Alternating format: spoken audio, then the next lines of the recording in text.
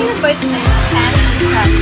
This makes your photo pop instantly, thin, and contrast. Saturation and mood to bring out vibration colors, create a mood. Even small tweaks can make a big difference.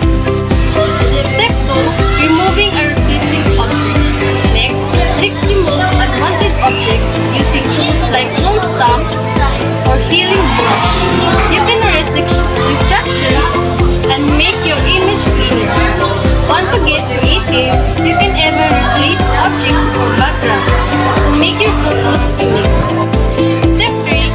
Adding effects and filters. Now, for the fun part, effects, add a cinematic filter, a image, or even a lens flare filter can give your images a professional look instantly. Play around until you find a style you love. All about experiment.